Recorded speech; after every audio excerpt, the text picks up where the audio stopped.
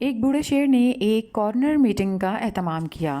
اس corner meeting کے participants اس کے اپنے ہی 3 بیٹے تھے۔ اس میٹنگ کا پوائنٹ آف ڈسکشن یہ تھا کہ خشک سالی آ رہی تھی۔ A dry spell was on the way، تو اس خشک سالی سے کیسے نپٹا جائے اور خوراک کی مستقل ترسیل کو کس طرح یقینی بنایا جائے۔ جانوروں کو جب خشک سالی کے آثار محسوس ہوتے ہیں تو وہ اپنی زندگی بچانے کے لیے تیاری شروع کر دیتے ہیں۔ خشک سالی کے دوران شکار اور پودوں کی مقدار کم ہو جاتی ہے، اس لیے جانور قبل از وقت خوراک ذخیرہ کرتے ہیں تاکہ بھوک سے بچا جا سکے، اور اسی مقصد کے تحت یہ میٹنگ رکھی گئی تھی۔ اس میٹنگ میں شیر نے اعلان کیا کہ 3 دن میں جو بھی شیر زیادہ دیر تک قبیلے کو خوراک مہیا کرنے کے اسباب پیدا کرے گا وہی میرا وارث یعنی سکسیسر ہوگا۔ ہی از گonna بی the next boss۔ یہ اعلان سنتے ہی پہلا شیر جنگل کی طرف نکل پڑا۔ وہ ری ایکٹیو اپروچ کا حامل تھا اور ہارڈ ورک پر بلیو کرتا تھا۔ اس نے فوکس کیا پرابلم پر۔ اسے لگا کہ فوڈ کا مطلب ہے سروائیول، لہٰذا اس نے زیادہ سے زیادہ خوراک کا انتظام کرنے کی ٹھانی۔ وہ لگاتار 3 دن تک نان اسٹاپ شکار کرتا رہا۔ اس نان اسٹاپ ہنٹنگ کی بدولت وہ مہینے بھر کا اسٹاک جمع کرنے میں کامیاب ہو گیا۔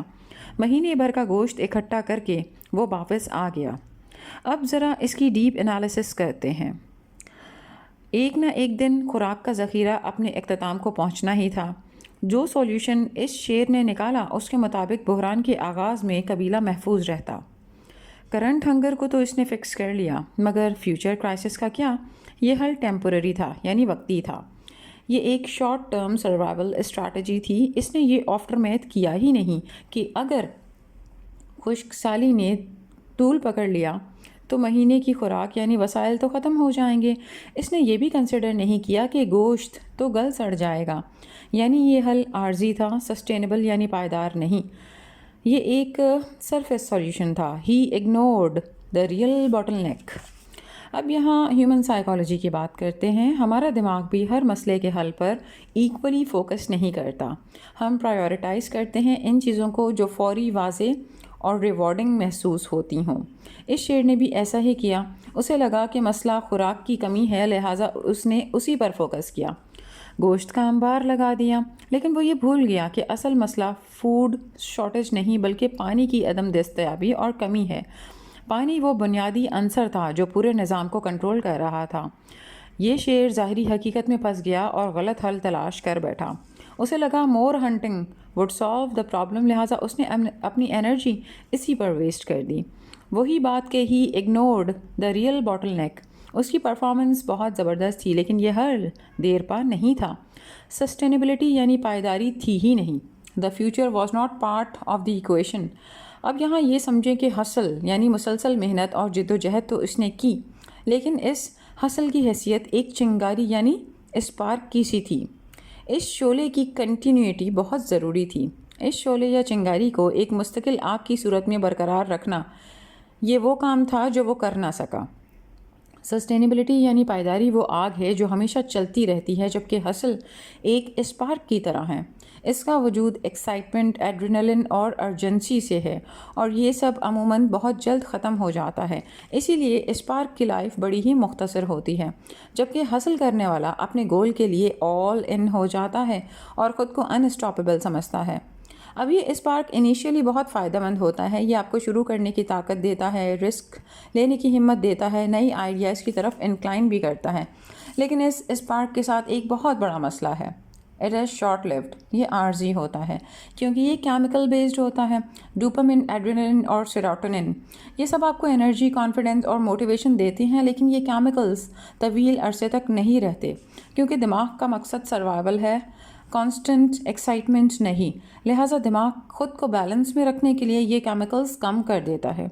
یعنی یہ اسپارک وقتی اور عارضی ہوتا ہے، اور جب یہ اسپارک ختم ہو جاتا ہے تو لوگ ڈی موٹیویٹ ہو جاتے ہیں۔ اور ہمارے ہاں تو ویسے بھی پولرائزڈ تھنکنگ کا کانسیپٹ ہے کہ یا تو میں فل حاصل کروں گا یا پھر کچھ بھی نہیں کروں گا۔ 0 اور 1 والی لاجک کوئی درمیانی راستہ ہے ہی نہیں۔ یعنی اسپارک آپ کو اسٹارٹ دیتا ہے لیکن سسٹم اسے کنٹینیوٹی دیتا ہے، اور سسٹم مجموعہ ہے پلاننگ، روٹین، ہیبٹس اور ڈسپلن کا۔ یعنی اسپارک آغاز ہے اور سسٹم تسلسل۔ چلیں جی بیک ٹو دا اسٹوری. اب باری تھی دوسرے شیر کی. دوسرے شیر نے بھی جنگل کا رخ کیا. اس نے شکار کو سیکنڈری اور ٹیریٹری ڈومیننس کو پرائمری سمجھا. اس نے فوراً شکار نہ کیا بلکہ علاقے کو بڑھایا، ہائناس یعنی لگڑ بگڑوں کو بھگایا اور زیادہ زمین پر قبضہ کیا. زیادہ زمین پر قبضے کا مطلب تھا کہ شکار کے زیادہ مواقع اور اویلیبلٹی. زمین زیادہ ہو تو شکار مائیگریٹ کر کے بھی آ جاتا ہے. وہ پیسو نہیں تھا. اس نے پلاننگ کی، ایکشن لیا اور ایگزیکیوٹ کیا. اس نے فوری شکار کو مسئلے کا حل نہ سمجھا. اس نے ریسورسز کے بجائے ٹیریٹری پر فوکس کیا. وہ طاقت کے پھیلاؤ اور غلبے پر یقین رکھتا تھا. حریف جانوروں کو بھگا کر اس نے کمپٹیشن کم کیا. وہ ٹیریٹوریل ڈومیننس کا قائل تھا. زیادہ علاقہ قبیلے کو تحفظ فراہم کرتا ہے، لیکن وہ یہ بھول گیا کہ خشک سالی جیسے انوائرمنٹل اسٹریسرز میں ٹیریٹری بے معنی ہو جاتی ہے. الٹا ٹیریٹری پر اپنا قبضہ برقرار رکھنے اور اسے مینٹین کرنے کے لیے مسلسل گشت، جھڑپیں اور ہائپر ویجیلنس وغیرہ میٹابولک کاسٹ بڑھا دیتے ہیں. ایسے میں انرجی ڈرین ہوتی رہتی ہے اور یہ انرجی ڈرین سروائیول کے خلاف جاتا ہے خشک سالی جیسی سچویشن میں. اس شیر کی سوچ پریڈیٹر سینٹرک تھی.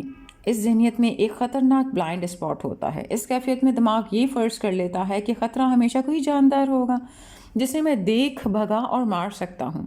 وہ نظام کے ٹوٹنے کو محفوظ ہی نہیں کر پاتا. اس لیے پانی کے ختم ہونے یعنی واٹر اسکرسٹی، ایکو سسٹم کے کولیپس ہونے جیسے سسٹمیٹک تھریٹس کو وہ سمجھ ہی نہیں پاتا.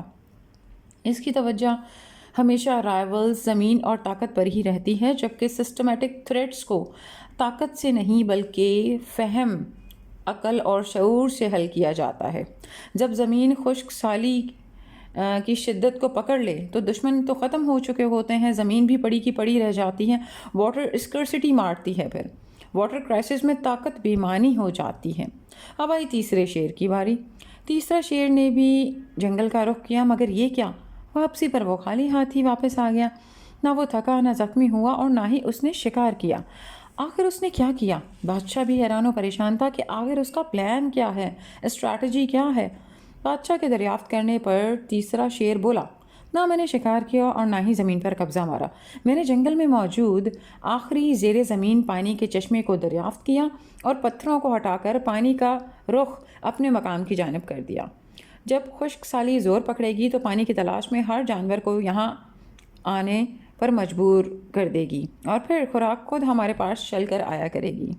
پانی پر کنٹرول حاصل کرنے سے سارا نظام ہمارا ہو جائے گا. یوسی سرفیس پرابلم کو فکس کرنے کے بجائے اس نے روٹ کاز کو ہی فکس کر دیا. اب یہاں یہ بات بھی سمجھیں کہ مسئلہ ایگزسٹ کرتا ہے دو لیولز پر. ایک ہوتا ہے سرفیس لیول. سرفیس لیول پر ہمیں پرابلم نظر آ رہی ہوتی ہے، جیسے نقصان کا ہونا، ناکامی یا کوئی بیماری وغیرہ. اسے آپ ایفیکٹ بھی کہہ سکتے ہیں، یعنی نتیجہ. اور دوسرا ہے روٹ لیول، یعنی یہاں آپ پرابلم کی جڑ تک پہنچ رہے ہوتے ہیں، یعنی آپ وہ کاز یا وجہ تلاش کرتے ہیں جس کی وجہ سے مسئلہ پیدا ہو رہا ہے. فار ایگزامپل، آپ اکثر سر درد میں مبتلا ہو جاتے ہیں اور ایگزاسٹڈ بھی فیل کرتے ہیں. یہ ایفیکٹ ہے، یعنی نتیجہ. یہ سگنلز ہیں جو آپ کی باڈی آپ کو دے رہی ہے کہ there is something wrong, something is out of balance. لہٰذا پاسبل کازز پر غور کیا جائے اور پرابلم کو فکس کیا جائے. اب پاسبل کازز کیا ہو سکتے ہیں؟ نیند کی کمی ہو سکتی ہے، اوور تھنکنگ، ڈی ہائیڈریشن، آئی اسٹرین، پور پاسچر، اسکپنگ میلز. اب آپ کاز یعنی وجہ کو جاننے کے بعد ہی اس درد سر پر نجات پا سکتے ہیں، اس درد سر پر قابو پا سکتے ہیں.